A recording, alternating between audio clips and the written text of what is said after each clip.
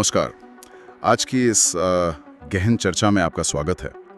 आज हम एक ऐसे विषय पर बात कर रहे हैं जो अक्सर इतिहास के उस एक दुखद पल के पीछे कहीं छिप सा जाता है। हम बात कर रहे हैं महात्मा गांधी पर। उनकी हत्या से पहले जो जानलेवा हमले हुए थे उनकी। हमारे सामने ये कुछ दस्तावेज हैं, लगता है किसी लेख या शायद किताब के अंश हैं। शीर्षक है गांधी, हत्या के प्रयास और अविचल सत्यनिष्ठा।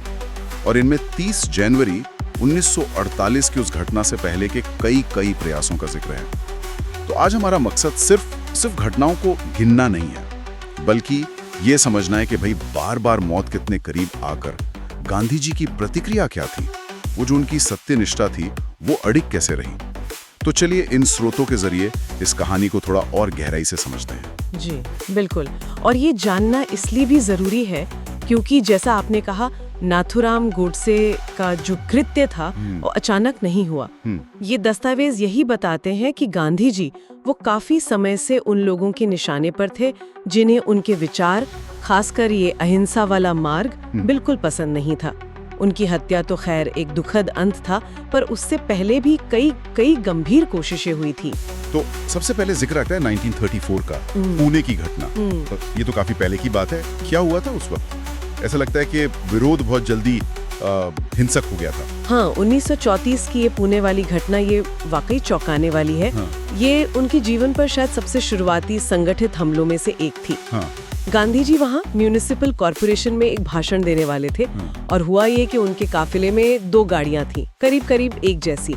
जब काफिला सभागार पहुंचा तो एक गाड़ी पर बम फेंका गया।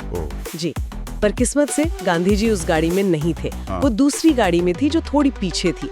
बम फटा, कुछ पुलिस वाले और कुछ स्थानीय लोग घायल भी हुए थे। बाप रे, मतलब निशाना चूक गया, लेकिन इरादा तो एकदम साफ था। और ये सिर्फ 1934 की बात है। इस घटना ने उस वक्त क्या दिखाया? ये किसी खास ग्रुप का काम था, ऐसा कुछ पता चला? देखिए, ये दस्तावेज किसी खास समूह का नाम तो सीधे नहीं लेते, पर ये साफ करते हैं कि ये हमला ये गांधी जी के जो सामाजिक सुधार थे, खासकर वो जो अस्पृश्यता के खिलाफ उनका अभियान था और उनका जो राजनीतिक प्रभाव बढ़ रहा था, उसके प्रति एक गहरे और कहना चाहिए हिंसक विरोध का संकेत था। ये दिखाता है कि कुछ लोग उन्हें रास्ते से हटाने के लिए किसी भी हद तक जाने को तैयार थे। और यही हमें गांधी जी की उस प्रतिक्रिया की पहली झलक मिलती है जिसकी हम बात कर रहे हैं, है ना? इतने बड़े हमले के बाद क्या रिएक्शन था उनका? डर, गुस्सा, कुछ तो हुआ होगा। गांधी जी ने अपना कार्यक्रम रद्द नहीं किया। बिल्कुल नहीं। वो एकदम शांत रहे। उन्होंने सभा को संबोधित किया। उन्होंने डर या कोई बदले की भावना दिखाने के बजाय इसे उन सिद्धांतों के लिए चुकाई जाने वाली कीमत की तरह देखा जिन पर वो विश्वास करते थे। यही उनकी वो अहिंसा, मतलब सिर्फ शारीरिक हिंसा न करना नहीं, मन में भी द्वेष न रखना, और वो सत्यनिष्ठा, सत्य पर टिके रहने की जो उनकी अटूट शक्ति थी, वो उभर कर सामने आती है। ये तो असाधारण है। मतलब पहली बड़ी जानलेवा कोशिश हुई और उसके बाद भी रवैया वही रहा, एकदम शांत, दृढ़, अपने सिद्धांतों पर टिके हुए। लेकिन जैसा आपने शुरू में कहा, ये सिलसिला रुका नहीं। 10 साल बाद 1944 में पंचगढ़ी में वहां भी एक घटना हुई। सही कहा। 1944 में गांधी जी पंचगनी में थे स्वास्थ्य लाभ के लिए। उस दौरान एक प्रार्थना सभा के बाद एक व्यक्ति चाकू लेकर उनकी तरफ बढ़ा। चाकू लेकर? जी, चाकू लेकर। उसकी मंशा बिल्कुल साफ थी, हमला करना। लेकिन वहाँ जो लोग मौजूद थे, खास तौर पर मणिशंकर पुरोहित और भिलारे गुरुजी जैसे लोगों ने उसे वक्त रहते पकड़ लिया। उसे गांधी जी तक पहुँचने ही नहीं दिया। पुणे में बम, पंचगनी में चाकू, तरीके अलग थे पर इरादा तो वही था। क्या इस आदमी के बारे में कुछ और पता चला? मतलब कौन था ये, क्या चाहता था? दस्तावेज बताते हैं कि जब वो पकड़ा गया तो उसने गांधी जी के प्रति अपनी नफरत जाहिर की थी। और एक दिलचस्प बात, कुछ विवरणों में ऐसा भी कहा गया है कि ये व्यक्ति नाथूराम गोडसे ही था। क्या? गोडसे? 1944 में? हाँ, ऐसा कुछ विवरणों में मिलता है। हालांकि इस पर पूरी तरह स्पष्टता नहीं है, लेकिन ये घटना ये जरूर दिखाती है कि उनके दुश्मन लगातार मौके की तलाश में थे और खतरा अलग अलग शक्लों में सामने आ रहा था। अगर ये सच है कि ये गोडसे ही था, तब तो ये और भी ज्यादा डरावनी बात है कि वो कितने वक्त से कोशिश कर रहा था। और गांधी जी की प्रतिक्रिया इस बार क्या थी? क्या उन्होंने कहा कि इस हमलावर पर कड़ी कार्रवाई हो? नहीं, बिल्कुल नहीं। दस्तावेज फिर से वही पैटर्न दिखाते हैं। गांधी जी ने हमलावर के प्रति कोई गुस्सा या कोई दुर्भावना नहीं दिखाई। उन्होंने उसे माफ करने की बात कही और मामले को आगे बढ़ाने में कोई दिलचस्पी नहीं दिखाई। उनका मानना था कि असली लड़ाई तो विचारों की है, व्यक्तियों से नहीं। वो मानते थे कि हिंसा का जवाब अगर हिंसा से देंगे तो वो हिंसा का चक्र चलता ही रहेगा। उनका बल शारीरिक बचाव में था ही नहीं, वो तो नैतिक दृढ़ता में था। ये बात मुझे सोचने पे मजबूर करती है कि उनका ये लगातार माफ कर देने वाला रवैया, क्या कुछ लोग, शायद उनके विरोधी, इसे एक तरह की कमजोरी नहीं समझ सकते थे? क्या उन्हें ऐसा नहीं लगता होगा कि भाई गांधी जी पे हमला करके बचा जा सकता है, उन पे कोई असर नहीं होता? ये एक बहुत अहम सवाल है, बिल्कुल। और शायद कुछ लोगों ने ऐसा सोचा भी हो, लेकिन अगर हम गहराई से देखें, जैसा ये स्रोत इशारा करते हैं, तो गांधी जी की ये क्षमाशीलता कमजोरी नहीं थी, ये उनकी सबसे बड़ी ताकत थी। ये उनकी अहिंसा की जो गहरी समझ थी, उससे जुड़ी थी। उनके लिए अहिंसा का मतलब कायरता नहीं था, बल्कि वो वीरता का सबसे ऊंचा रूप था। माफ करके वो हिंसा करने वाले को नैतिक रूप से चुनौती दे रहे थे, उसे अपने काम पर सोचने को मजबूर कर रहे थे। ये एक तरह का नैतिक जुजित्सु था, नफरत का सामना प्रेम और करुणा से करना। और ये उनके अनुयायियों के लिए भी एक प्रेरणा थी कि डरना नहीं है, अपने सिद्धांतों पर टिके रहना है। अच्छा, समझ गया। मतलब ये कोई पैसिव चीज नहीं थी, ये एक एक्टिव नैतिक प्रतिरोध था, एक सक्रिय कदम था। ये वाकई एक अलग नजरिया है। अब आगे बढ़ते हैं। सेवाग्राम आश्रम का भी जिक्र है। आश्रम तो उनका घर था, एक तरह से उनकी कर्मभूमि। वहां भी उन पर हमला हुआ। ये तो और भी पर्सनल लगता है। हाँ, सेवाग्राम आश्रम, जिसे वो अपनी शांति कुटीर मानते थे, वहां भी खतरा पहुंचा। दस्तावेज एक घटना का जिक्र करते हैं जहां कुछ प्रदर्शनकारी आश्रम में घुस आए थे और गांधी जी के खिलाफ नारेबाजी करने लगे थे। स्थिति काफी तनावपूर्ण हो गई थी और आशंका थी कि ये हिंसा में बदल सकती है। कुछ विवरणों में यहाँ भी किसी हथियारबंद प्रयास का संकेत मिलता है, हालांकि स्थिति पूरी तरह साफ नहीं है कि असल में क्या हुआ था। और वहां क्या हुआ फिर? आश्रम जैसी जगह पर जहां उनके इतने अनुयायी, इतने सहयोगी रहते थे, इस सिचुएशन को कैसे हैंडल किया गया? फिर से वही बात सामने आती है, गांधी जी की शांत उपस्थिति और उनके अनुयायियों की समझदारी। इसने स्थिति को बिगड़ने से रोक लिया। गांधी जी ने प्रदर्शनकारियों से बात करने की कोशिश की, उनकी बात सुनने की कोशिश की। उन्होंने डरने या कोई सुरक्षा घेरा बढ़ाने की बजाय संवाद का रास्ता चुना। उनके अनुयायियों ने भी बहुत संयम बरता। तो ये घटना दिखाती है कि खतरा उनके निजी स्थान तक भी पहुंच गया था, लेकिन उनकी प्रतिक्रिया का तरीका वो वही रहा, शांति, संवाद, अहिंसा। पुना, पंचगनी, सेवाग्राम और फिर हम आते हैं दिल्ली, बिड़ला भवन, जनवरी 1948। उनकी हत्या से ठीक पहले वहां भी एक कोशिश हुई थी। बिल्कुल, और ये शायद सबसे खतरनाक और सबसे सराफ चेतावनी थी।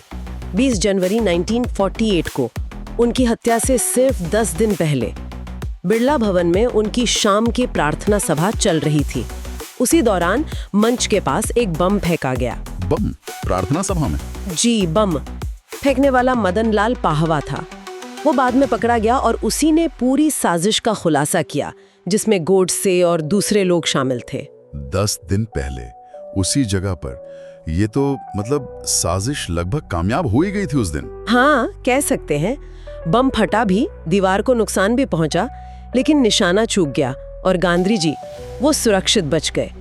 पाहवा पकड़ा गया, लेकिन ये घटना साफ दिखा रही है कि एक पूरी प्लानिंग चल रही है और हमलावर बहुत नजदीक पहुंच चुके हैं। इसके बावजूद आप अंदाजा लगा सकते हैं गांधी जी की प्रतिक्रिया क्या थी। अब तक जो हमने सुना है, उस पैटर्न को देखते हुए मैं कहूंगा कि उन्होंने शायद पाहवा को भी माफ करने की बात कही होगी और सुरक्षा बढ़ाने से इनकार कर दिया होगा।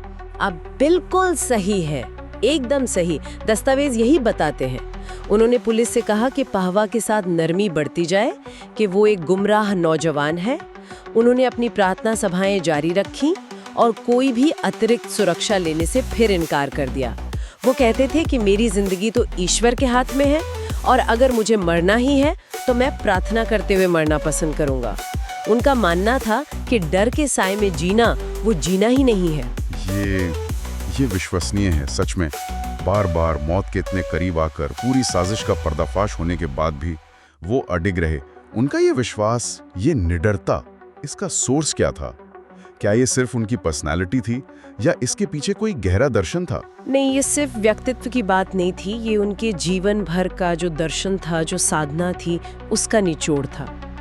जैसा कि स्रोत बताते हैं, उनका साहस शारीरिक बल से नहीं आता था, वो आत्मा की शक्ति से आता था, ईश्वर में अटूट विश्वास से आता था और सत्य तथा अहिंसा के सिद्धांतों से आता था।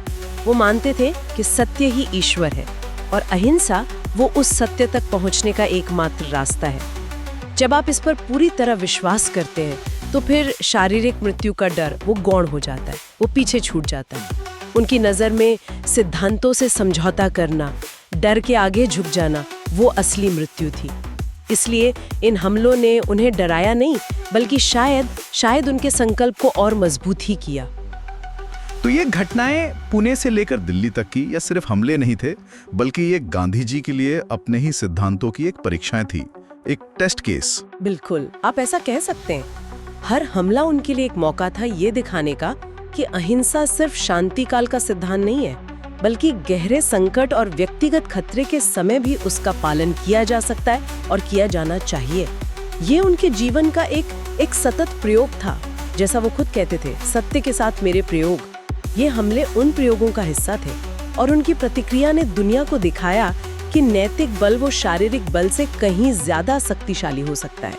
और इसका असर उनके आसपास के लोगों पर, उनके फॉलोअर्स पर क्या पड़ता होगा जब वो देखते होंगे कि उनका नेता इस तरह बार बार खतरे का सामना कर रहा है और फिर भी इतना शांत, इतना क्षमाशील है। यकीनन इसका बहुत गहरा असर पड़ता होगा। एक तरफ ये उनके अनुयायियों में भी हिम्मत भरता होगा, उन्हें अपने नेता के सिद्धांतों की सच्चाई का यकीन दिलाता होगा। दूसरी तरफ ये उन्हें भी अहिंसा के रास्ते पर चलने की प्रेरणा देता होगा कि चाहे उकसावा कितना भी बड़ा क्यों ना हो, हिंसा का रास्ता नहीं अपनाना है। गांधी जी सिर्फ उपदेश नहीं दे रहे थे, वो खुद उन सिद्धांतों पर जी रहे थे, सबसे मुश्किल हालात में भी। यही उनके नेतृत्व की असाधारण शक्ति थी। ये पूरी बातचीत ये वाकई आंखें खोलने वाली है। हम अक्सर गांधी जी की हत्या की बात करते हैं, उस दुखद घटना की, लेकिन उससे पहले के ये जो लगातार हमले हुए और उनके प्रति गांधी जी की जो प्रतिक्रिया थी, उस पर उतना ध्यान नहीं देते। हाँ, और इन घटनाओं को समझना इसलिए भी महत्वपूर्ण है क्योंकि ये गांधी जी के चरित्र की, उनके दर्शन की और उनकी जो विरासत है उसकी जटिलता को समझने में मदद करता है। ये दिखाता है कि उनका अहिंसा का मार्ग कोई आसान रास्ता नहीं था, बिल्कुल नहीं, बल्कि इसके लिए उन्हें बार बार अपनी जान जोखिम में डालनी पड़ी और हर बार उन्होंने डर या नफरत की बजाय साहस और करुणा को चुना। तो संक्षिप्त में अगर कहें, आज हमने देखा कि कैसे 30 जनवरी 1948 से पहले महात्मा गांधी पर कम से कम 4 बड़े हमले हुए। 1934 पुणे का बम विस्फोट, 1944 पंचगनी में चाकू से हमले की कोशिश, फिर सेवाग्राम आश्रम में वो तनावपूर्ण स्थिति और आखिर में जनवरी 1948 में दिल्ली के बिरला भवन में बम धमाका। जी, और इन सभी जानलेवा हालात के बीच जो सबसे असाधारण बात थी वो थी गांधी जी की प्रतिक्रिया। जैसा कि हमारे स्रोत बताते हैं, उनका रवैया बिल्कुल अटूट रहा। क्षमा, करुणा और सत्य व अहिंसा के प्रति पूरा समर्पण। उनका साहस किसी बाहरी सुरक्षा या हथियारों से नहीं आया था, वो उनकी अपनी गहरी नैतिक आस्था और मानवता में अटूट विश्वास से पैदा हुआ था। ये चर्चा हमें सोचने के लिए बहुत कुछ देती है। सही में। और जाते जाते एक विचार श्रोताओं के लिए भी छोड़ते हैं। गांधी जी का इन हमलों का सामना लगातार क्षमा और अहिंसा से करना, क्या ये उनके विरोधियों को, जैसा कि शायद अंत में हुआ भी, और ज्यादा दुस्साहसी बनाता गया, या फिर ये उनके नैतिक बल की ऐसी परीक्षा थी जिसने इतिहास में उनकी जगह को और भी अद्वितीय बना दिया? इस पर विचार जरूर किया जा सकता है।